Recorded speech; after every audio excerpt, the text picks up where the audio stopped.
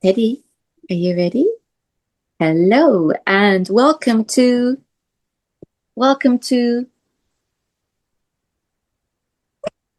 Talk. That's it. Welcome to Pet Talk with me, Anna, and what's your name? What's your There we go, Teddy. And we are welcoming back who? Who are we welcoming back? Caroline Griffith. Yes, well done, Teddy. And welcome, Caroline. Hello. Oh, that's so adorable that he does that.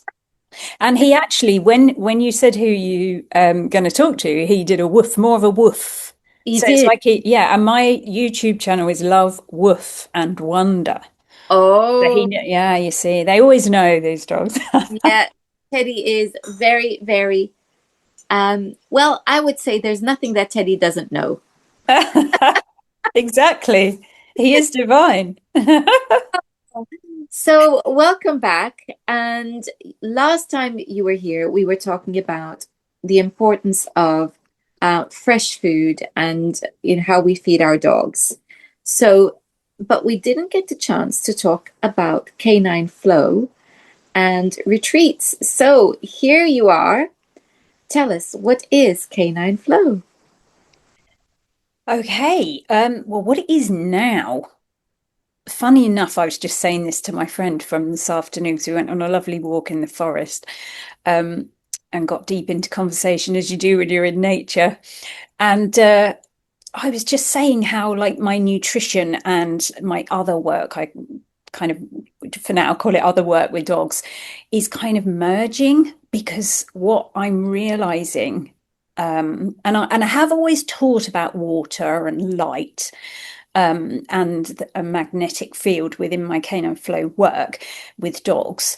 But the correlations that I'm learning more about in biophysics, which is like the next level for me of nutrition, are really profound. So you start off when you're sort of interested in fresh feeding. I feel like I did sort of early 2000s, maybe quite biology based and the anatomy of the dog and understanding that kind of thing. And then you kind of go more biochemistry based and you geek out on what zinc does when it meets copper or how those two balance in the mineral wheel, and you learn about all the different nutrients and the macro and the micronutrients and how they all work together, and then sort of how to formulate meals. So you go down that real biochemistry route of understanding how the body works. But what I'm finding now is I'm really interested in biophysics. So it's how the mitochondria functions and the efficiency of the mitochondria in terms of the metabolic rate of the dog, and also their inflammatory processes, their ability to balance hormones. All these things are linked in with light, water, and magnetism under the biophysics model. So it's so interesting how these things are uniting at the moment for me. Yeah, I mean, I'm yet to see what they're completely going to evolve at, but I feel like now, even though I have a module on nutrition within my Canine Flow, because I couldn't not add that in, especially given my history with canine nutrition. And it is important as well. I knew it was always important for the dog and for dog behavior, but now I feel like it's even more important. And I really deeply have this almost like excitement to kind of share how you can utilize this lens of looking at your dogs, not just with nutrition but with this biophysics, with this real understanding. I mean, I always knew that there was some science behind what I was doing with Canine Flow, but I didn't realize to what extent it was going to link in with the nutrition side as well. And essentially what I'm doing in Canine Flow, to come round this long-winded answer to your question, is I'm teaching the guardian to understand canine behavior from a energy field perspective. So it's not healing. Okay, we're not doing anything what could potentially be called woo woo, but quite frankly, pretty much all woo woo has a damn lot of science behind it if you want to find it. But so it's not about that side of things. It's not a therapy. What you're learning to do is see how the dog's vital life force flow, which can be measured from the body as a field of energy. And the Institute of Heart Math have published lots of data on this, done lots of studies on this. And how that vital life force flow and that field side of things actually relates to their behavior, because the dog is very tapped in to that. We seem to have overdeveloped our mind, so we pull ourselves back into the mind and out of what potentially is a stronger field, the magnetic field, which is governed by the heart. And the heart does send more messages up to the brain than the other way round. And the dog has the biggest heart per body mass of any creature. So effectively, what and who you live with as a creature is a walking heart field, a walking magnetic heart field. And, you know, since the 80s or before, I don't even know when was Barbara Woodhouse around, I don't know. But we have been looking at dogs and looking at dog behaviour for such a long time. And our narrow lens of them being a thinking being, a neuropathway being, a mental, mind-based being, hasn't led us to find solutions for aggression, hasn't led us to find solutions for separation anxiety, for instance. So yes, we have management ways to manage them, and yes, we have techniques we can use, but these things are still coming up. What I find with the Canine Flow is that when you can see the lens of their energy field as well, and the information that's contained with that and how connected to that they are, it gives you another way to layer in with that mind-based understanding that we have so deeply. It gives you that to add in. So you're looking at the full picture of the dog. So even if you, because in Canine Flow, we ask people to say, right, we're not saying that's wrong. We're not saying that they don't think, but that's that lens. I'm pretty sure most people who work with dogs have got that lens. Big tick, done the course. They get it. Now it's time to look with the other lens and blend that together, because when you do, that's when things really start to happen, because you're merging the heart and the mind rather than keeping things separate and saying, oh, well, anything energy wise isn't proven, because we know now that it is. So when you can blend the two, that's when things really start to shift. So I mean, I've taught this on retreats for the last 15 years, seen dramatic changes in lots of dogs' behaviours, sometimes also with the guardians as well. Things have really shifted for them. And I also run an online course. So people come on, they do the online course entirely online and in their own pace. And then I do like monthly meetings that people that have taken the course can tap into. And we talk about our dogs, things come up, that's kind of what it is. Wow. Where do I even begin? Yeah, sorry. One of the most exciting things I've heard, and keeping in mind, I hear lots of exciting things because of all the interviews I do. But it's just lovely that you've said that their hearts are bigger. I mean, you mean literally, physically, hearts are bigger in terms of how much they take up in the body compared, including us. Well, Teddy just went woof. You may have heard him. He's agreeing. Yeah. He's saying, see, I told you so. I've big hearts. Yeah. And I just love that this is an actual physical fact that they have big hearts. Although, some people would be going, well, you're extrapolating to a different meaning than it just being, physically a bigger heart. But I think that why it's so important is because I think what you're saying is that because they are more attuned to their hearts, they are more emotionally led than logically led. And if that's what you're saying, I think that makes perfect sense, because the very reason why people believe themselves to be superior to animals is because they value intellect over emotion and intuition, whereas animals are still very much heart-led. And and intuition led. So I find that very, very interesting. And I guess my next question would then be, given that this is the case, maybe it's not a question yet, I'm formulating it, but I guess what I'm thinking is, you're right, behaviors, if they are being addressed purely from a behavioral model, there's limited change because you can't condition fear out of an animal. So then I guess my next question is, how does this new understanding inform the way that we go forward in dealing with helping animals, when I say heal, but helping animals get over things like trauma? Yes, well, it can be used for that. That then it could border on being therapeutic, although having that understanding that the body holds somatic trauma is important. I mean, I am a T-Touch P2 of many years back, I will say. I did the training. I was lucky enough to be with Linda Tellington Jones. For some of them, it was that while ago. So there is something in the neuro pathways, the somatic holding of cellular memory and that kind of thing.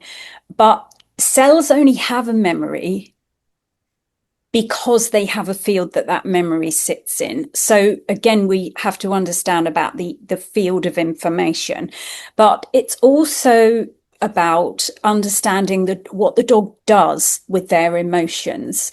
And I think as one of the great things that we've seen happen advance in the last sort of 15 years I've been running my retreats is that in the behavior and training world, we are looking at emotions much more strongly. We're very interested in them. We want to learn about them, but we're still looking at them from the lens of a thought. So when you understand what emotion actually is, and that it is a state of being that lives within your energy field, it isn't in here. We can logicize, but when you have an emotion that takes over, you want to do something with that feeling, that emotion. So, and usually you do express it, like we usually do it with our hands because we're not on all fours, or with our mouths.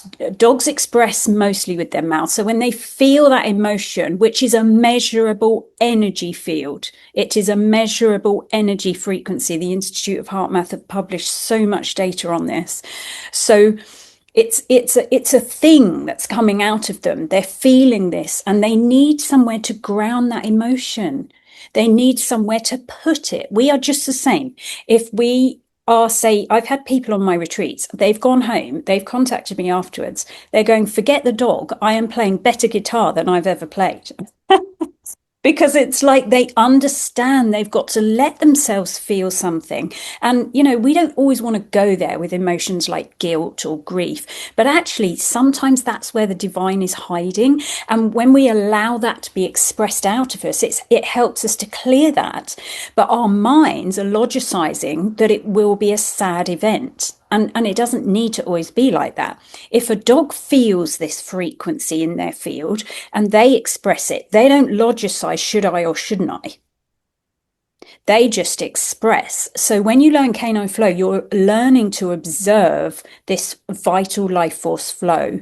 And your dog will have preferences of expression, and those might change throughout their lifetime. And for some dogs, and for the majority of dogs, they want to express onto us. They want to give us their energy. They want to connect. They want those two energy fields to connect. And yes, they feel what we feel. And yes, they take on, you know, energetic imprints of ailments. And yes, they take on energetic imprints of grief and guilt and things like that. But they can ground that out if given the chance. A lot of the time they're not, but we can talk about that. Because we often limit them from doing that with our behavior and training, sadly. But they I've lost my trail of thought now. But yeah, so yes, they can feel what we feel. They can almost become us in some respects. And so many holistic vets say, oh, you know, the guardian has the same ailment as the dog. Like, I just think that's just like one tiny drop in the ocean of how close they are to us. And they want to, they can ground, they can express. Like, we seem to stop ourselves. They will just do it. So yeah, I hope this has given you the answer to your. Well, it has. Obviously, it also brings up lots of other questions, because it, Yeah. and you're talking about dogs having the same ailments as people, and I have seen that so often that it's you can't ignore it. Yeah, the field's emerging. That's what it is. So the field's emerging. It's not because of they've got the same microbiome, or because they're both happen to live near the 4G tower or whatever, or they both drink the same water that's polluted or whatever. That's a factor, but it's because the field's emerging. And it's also because the dog isn't able to ground. So a dog should always be able to express their vital life force flow. This is how they live. Everything they're doing is an act of expressing their vital life force flow. To be fair, it is kind of with us too, but we overlogicize and we stop ourselves and we live within parameters that mean that we don't run around the streets singing, and which we probably actually would want to do if we wanted to express our happiness, but we'd go, oh, actually better not do that, neighbors might think I'm mad. But do you know, like, so we're going through this all the time that we have to kind of hinder ourselves. And yeah, sadly, we end up doing that with our dogs as well. Like, they need to ground so much. And in Canine Flow, grounding, when I talk about grounding, it's not the same as earthing. So earthing is also vital to calm a dog's behavior. Most dogs don't get on the ground or the beach as often as they should. They need to earth to help balance their vital life force flow. 100%. That needs to happen more. But ground, that's more about the protons and neutrons merging, because the energetic forces are going in. They're going in. This is physics, really, but they're going in the dog, whereas grounding is about their flow being expressed out. So yeah, they need to be able to ground a lot more than we let them. I mean, people back in the day, I'm kind of a little bit out of behavior training world now because I'm so in the nutrition one, and running my retreats. But we used to teach things like impulse control. Now, that is exactly what's going to leave what I call a charge of vital life force flow in your dog. Like, no, don't express yourself. No, learn not to express yourself. That they need to be taught how to express it and get it out the body. So, okay, I can hear people saying, well, that's very well. My dog is reactive, and it is not in his or her best interest to be behaving aggressively towards a dog or a person. So, Caroline, what do they do? So it's not in your best interest. Actually, in order to express himself when he feels that charge on a homeostasis basis, it is in his best interest, because he does not logicize what's going to happen afterwards. Okay. So if a dog is choosing to use their charge, take their charge and express it out onto another dog, there's a reason for that. So it could be, and usually in Canine Flow we find it could be that the charge is building for any number of reasons. Okay. So, but what is happening is a charge is residing with him. Okay. And in his energy field, and he feels that when he sees either a certain type of dog. For some dogs it is only a certain type, whatever is triggering him to feel this, the emotion is so strong that it needs to come out. So yes, there will be some measuring some management techniques on your part in terms of being able to see what he does when he's in charge, if you like. Because I always say they're never trying to be in charge of us. They feel a charge. They have a charge. So when he has that charge, you will learn to see when he's in that, so that you can then move around, or you get him to ground maybe on something else. They need to do lots with their mouths as well. And there will be all sorts of reasons that we would look at to build up a picture of where he could be expressing his energy instead. Okay, so it's kind of a 3-step flow system if we were looking at Teddy in this issue. So we would say, okay, what is going into him that could be charging him up? So what things are happening that could be leaving a residual charge in his body? And then how is his container in terms of holding his vital life force flow?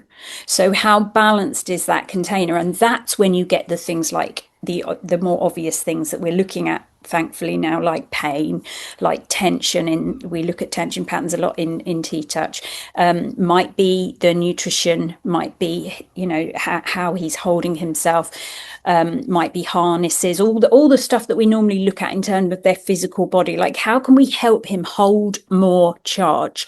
So it's like with a person, some people cope with grief better than others because they don't have somatic stuff going on in their body, or they have a very balanced diet or something like that. So we look at that as the second step flow. So it's a 3-step process. Then we will look at how can we get him to release any charge that he's not capable of holding and processing.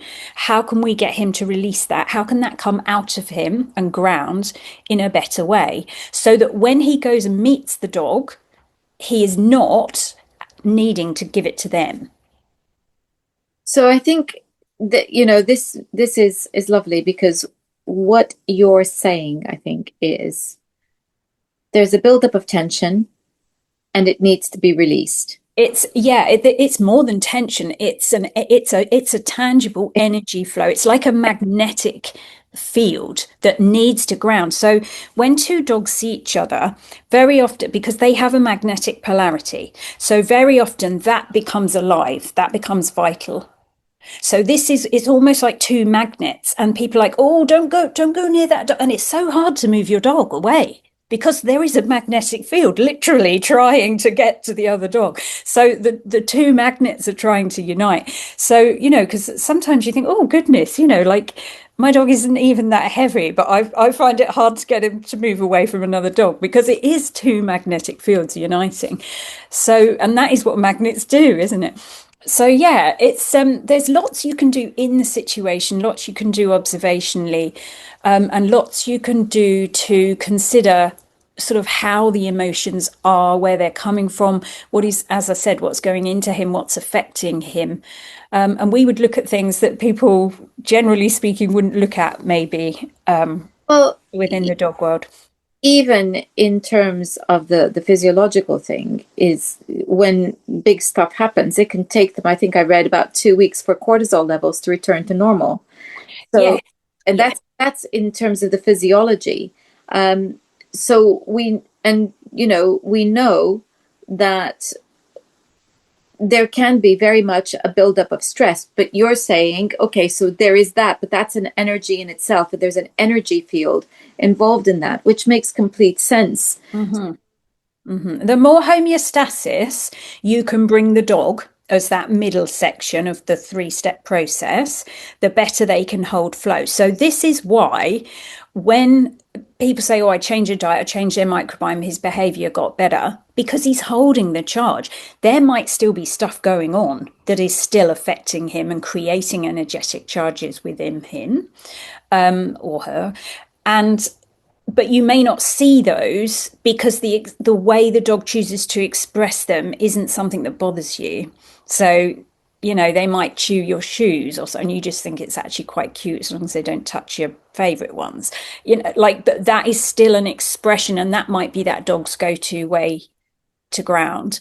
So So, for me, I think we can miss lots that's going on in step 1.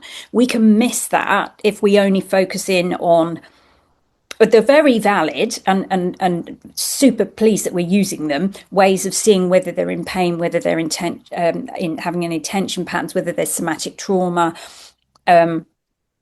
whether they have a balanced microbiome, like are their hormones balanced, like all that kind of thing in step 2. we're kind of doing now. We're getting more used to doing this, but doing that means they're a better container to hold their vital life force flow or hold their charge. But I think we need to be looking at what's going on here as well, and how they're expressing themselves. You know, they can only hold charge for so long, and then it's like, oh well, actually, yeah, his hip issues are sorted, and the behaviour came back 3 years later because the other two steps weren't looked at. So, in terms of things that we could do, let's say on a daily basis for our dogs. So, earthing, if I'm thinking about Teddy, he he's brilliant at earthing. I mean, he rolls every chance he get. He's rolling on grass, and his paws are Interesting. actually rarely on concrete. They're mostly Good. on earth where we walk. Doesn't seem to matter where we are. I think he's not on concrete very often. He's on soft earth, so his paws are in contact with the earth. So the earthing part, and he's taken to swimming lately. So so there's a nice contact with nature. Yeah, So yeah, lovely. what we're saying is earthing is a big part of their daily lives. And as I'm listening to you, I'm checking how much earthing is he doing. I guess other people who are watching are going to be thinking the same thing. How much earthing is my dog doing? Now, he also has the opportunity to run, because I always make, one of the reasons we're not on concrete very much is because I choose places where I know he can run and move. Yeah. So I would think that that's a good way of discharging energy as Yeah. um, Yeah. But don't forget what I said about the you. The biggest place they want to put their energy is on us. So we have to think ourselves, one, two, three. How's our vessel? So the more we can accept and take things, and this is happening subconsciously. This is not conscious. The whole thing of consciously holding the lead and then the dog realizes something and then they react, that's very conscious. We all know that happens. That's not the same as this subconscious connection that they have with us. So dogs can connect with frequencies of emotions. Don't forget, emotions measurable.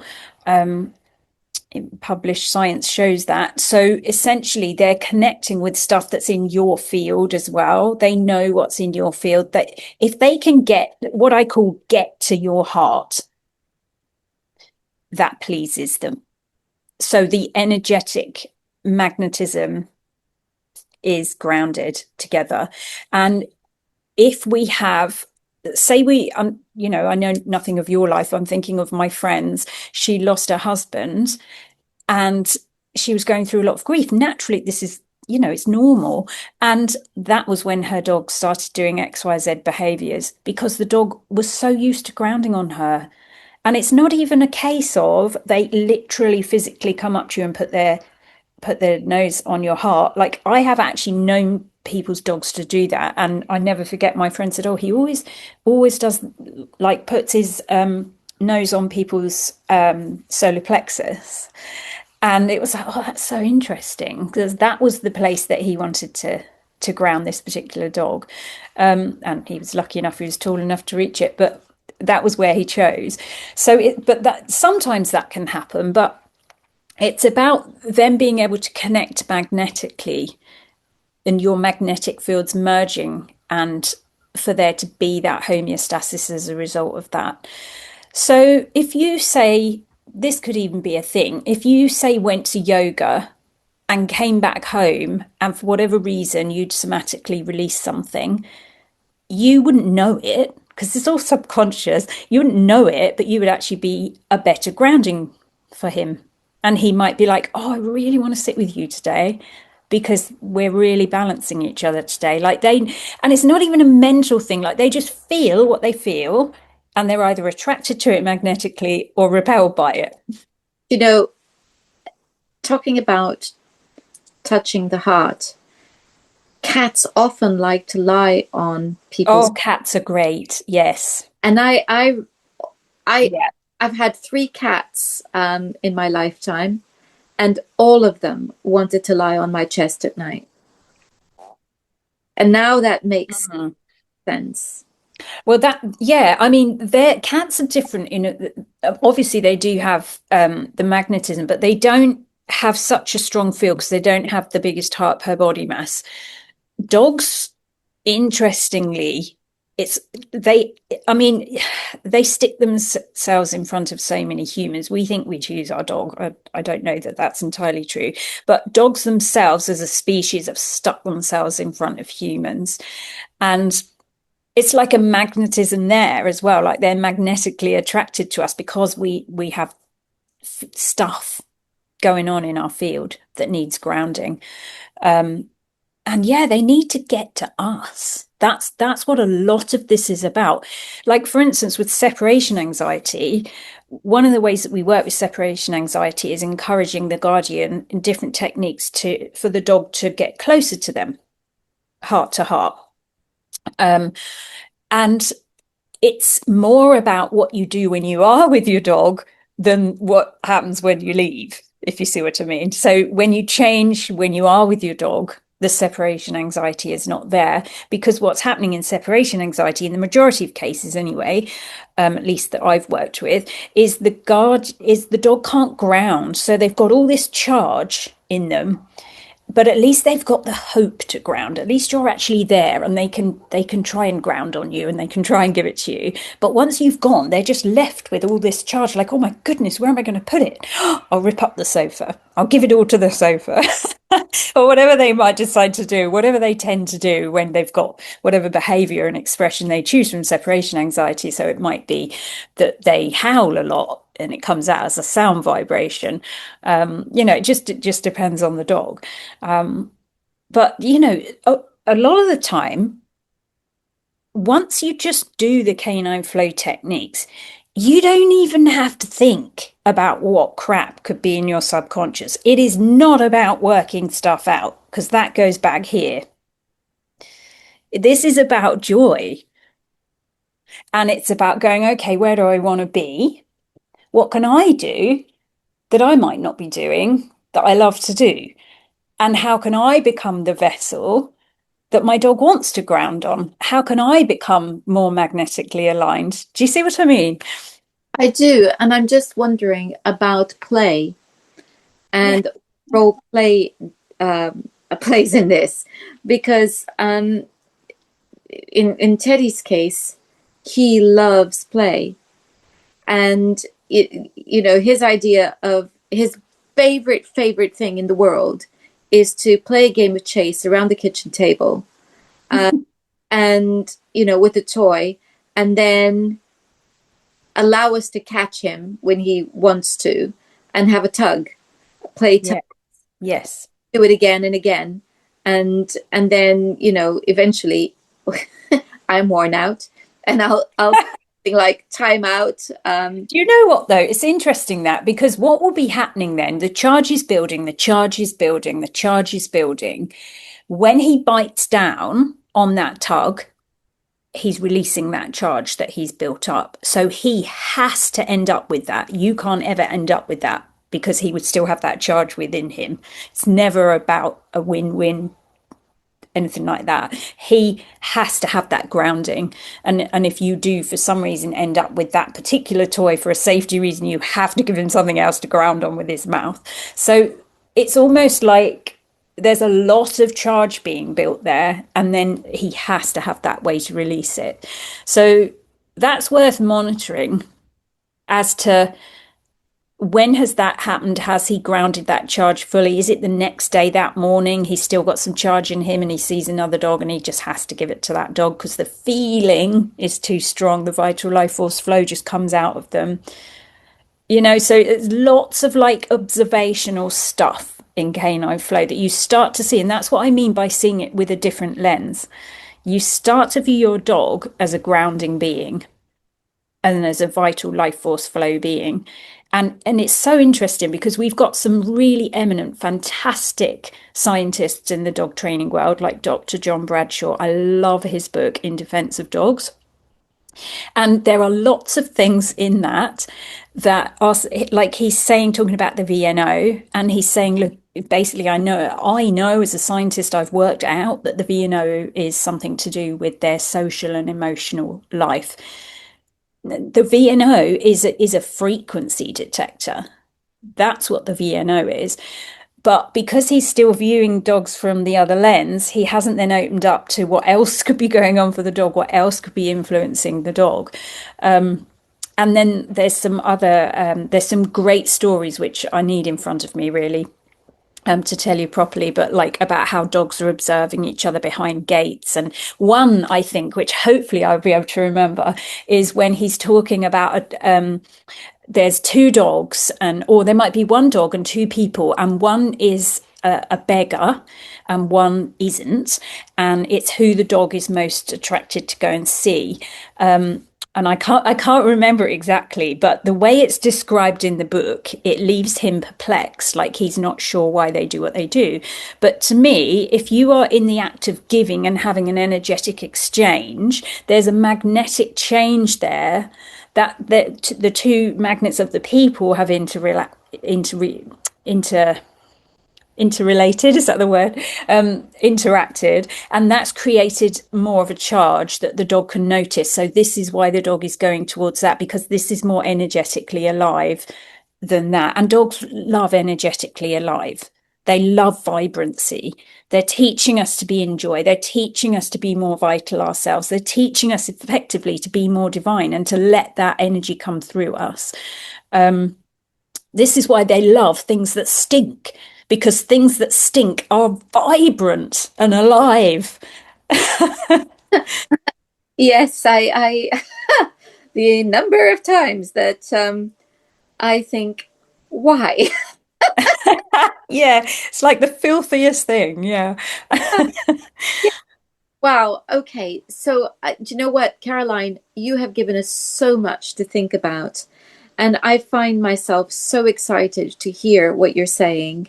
Um, this is, I think, I've always called Teddy our morale officer, because he does teach us or the importance of laughter and play. And we have had some very difficult times in the last few years. And through it all, he has got us laughing and playing every single day. And so it's so easy to see what you're talking about, and the their big hearts, haven't they Yeah. just? Yeah, absolutely. I think you've whetted our appetite. Uh, tell, Okay. tell us where we're going to be able to do this course and how we could do your retreats. So the course is, well, everything's on canineflow.com. It's that easy. It's all there. The retreats at the moment, because I've been doing like sort of 4 or 5 day retreats for the last 15 years, but I'm actually going to change things, partly because I can't use the venue that I've used. And I have looked everywhere for different venues. Believe me, it's to find what I had. I've been blessed with what I had in Wales. That's the issue. I can't find anywhere that comes near that. It's just been amazing. But that's up for sale, sadly. So, yeah, so I haven't got dates for the retreats, but you learn probably more doing the online course because you've got time to implement stuff, and then you can come back to me and say, this happened, that happened. Is that what you would expect? And then obviously when I do the monthly meetings, which I sometimes do fortnightly, I sort of make a plan for those sort of autumn time, term time. So you can come on those and you can say, look, this happened yesterday. What should I do? Or, we basically just talk about how you can integrate this work within everything else that you're doing, because you don't need to stop dog training. As long as it's compassionate, you just carry on doing that. If you want to teach them stuff with clicker trail, like, that's amazing. How much of a magnetic bond is that bringing? So that's great. It's not about saying you do one or the other. This is another integrative lens, really. So you can come on, do the course, and then come on the monthly meetings as part of that course. That's great. And what I'm thinking of doing actually is creating like a monthly group. I see other people doing it. I think, why don't I? So it can be like a monthly group. and you get the course with it, and you also get 4-day retreats throughout the year. So we meet up quarterly, essentially. And I found a venue to do that. It's in the Cotswolds, actually. It's really nice. So that would just be for the day. But I think that would be quite a nice way of doing things. Although what is great about the 5-day retreats is the changes that you see happening, and how different the dogs are. So I think in the end, I will be running the retreats, but the retreats became, it was like 50% actually wanted to learn Canine Flow and change dogs' behaviour, and the other 50% just wanted a nice spiritual holiday with their dog. And it didn't go, because you have to be able to, like, you almost, you want to change yourself, like you want to be more high vibe yourself. So yeah, so that's kind of, I think it's quite a good thing the way it's evolved. So what I visualize is that the course and the monthly meetups and the 1 days will be my way to work with people in the future. And then I will do retreats for people who know the work and they want to come and integrate that at a deeper level. Well, that is just so exciting. I'm putting links to your website in the description box. And I hope that if you are watching, you are as excited as I am. Because from the moment that came into my life, all I've ever wanted to do was learn how I could bond more closely with him. So this is beautiful. Thank you very much, Caroline. Thank you. Thank you. Thanks for having me on as well. That's been, Joy. yeah, great to come back again. I'm sure we'll have you back again. There's so much more to talk about. So thank you again. And thank you all for watching. Until next time, goodbye.